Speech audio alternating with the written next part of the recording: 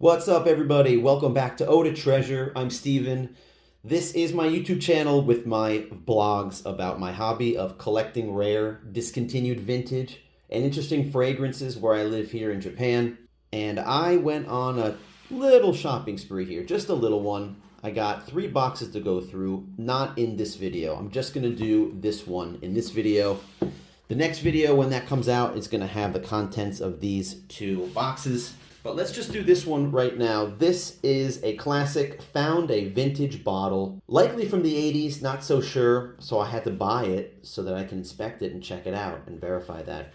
Of a fragrance that I heard about because this is similar to some popular men's fragrances these days. It was originally marketed for women, but it's the kind of fragrance that these days men would wear because times have changed and men are into these sweet, ambery, woody fragrances, and that's exactly what this is.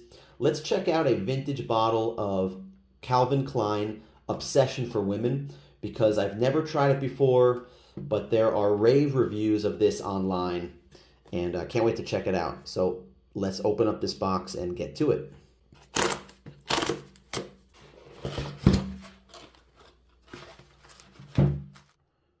All right, here it is in all its glory. Obsession. Eau de Parfum, Spray, Atomizer, Calvin Klein. It doesn't even say for women on this. So this came out, this debuted, this was released in 1985. The perfumer is Jean Guichard, if I'm saying his name right. And it has all the markings of a vintage bottle. It has the it's not the clear cap that pulls off, or not clear, but I mean the see-through brown cap that pulls off that they have now, the modern ones. It's the light brown colored built-in sprayer. Here's the button you press. So let's look at this bottle. Let's check this thing out. It's in pretty good shape, and as you guys can see, it's full. This thing is, look at that. Yeah, this thing is almost completely full.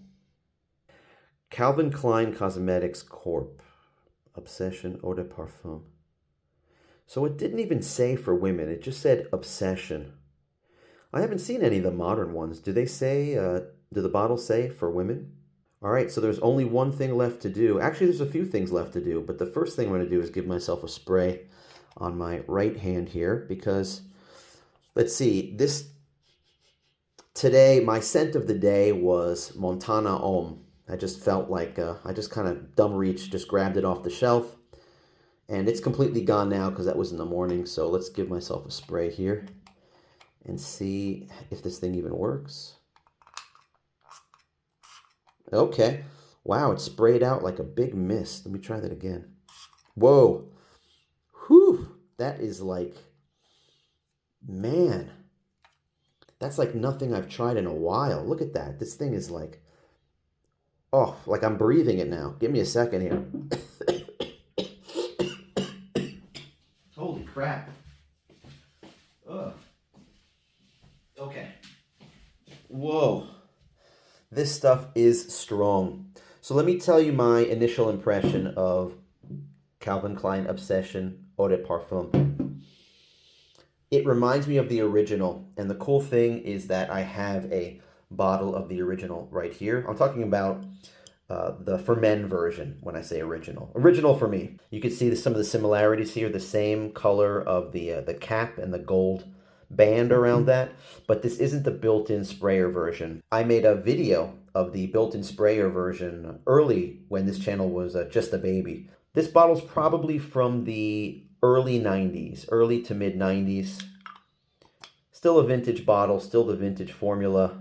Batch code 1275. Calvin Klein Cosmetics, Obsession for Men. Yeah, it doesn't have the built-in sprayer. It doesn't have the capital for men. That tells you it's from the 80s. This was bought in Japan. So let's compare it. I sprayed the EDP on this hand. Gonna spray the men's version on this hand and tell you a little bit more about this one. So on Fragrantica, a lot of people said, they got a lot of thumbs up that this smells similar to this, of course. And the one that this was likened to the most, or reminds people the most, was Cartier Must, or Must by Cartier. If you have that, if you know what it smells like, similar to this. Man, I love this one.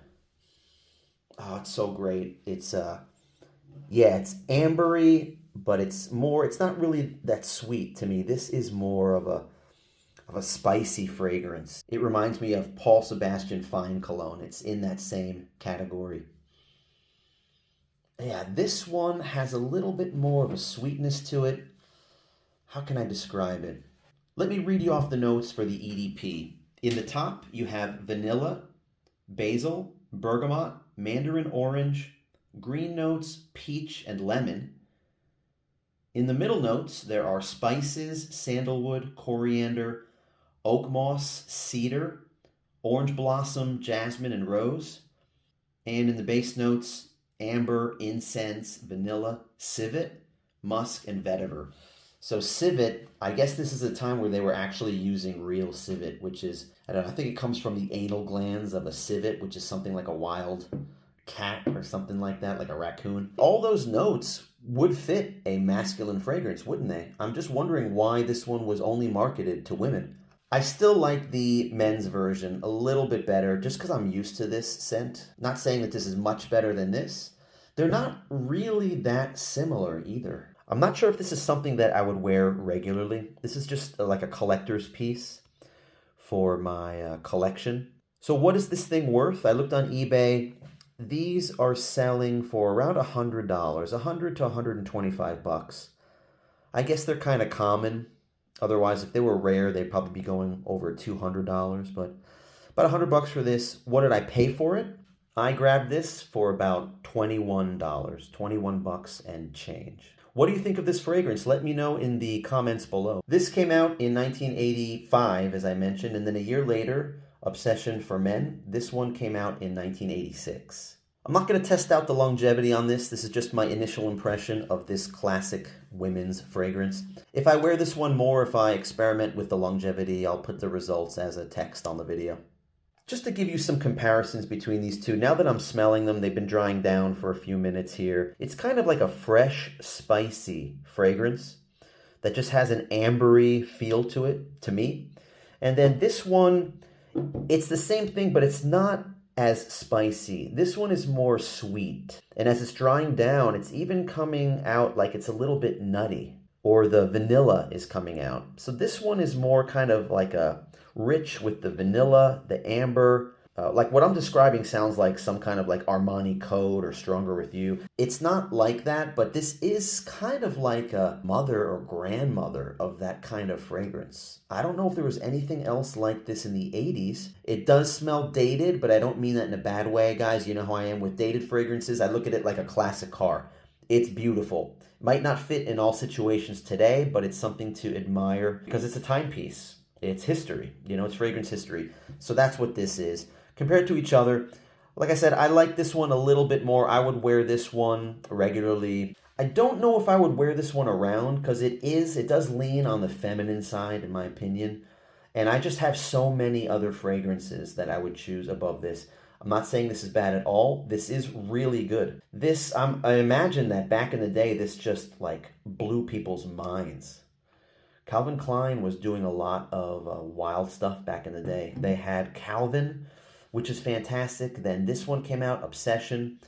People really love Escape, and it's making me rethink about getting another bottle of vintage Escape. They could have just had this one and not called it for women or for men, and then this one could have just been a flanker. But who knows, if they did that, if they called this something like Obsession Hot or Obsession Spice, maybe it just would have, like, the marketing would have sucked and this just would have died out and then we wouldn't have it. Haven't tried the modern one. If any of you have tried the modern one and you have a vintage one and you can compare them, tell me if you find any differences. Thanks everybody for watching. If you enjoyed the video, please hit the like button, give me a thumbs up, and leave me a comment if you want to say hi to me or just tell me what do you think about these fragrances. Do you have any stories or experiences in your life with wearing either of these fragrances?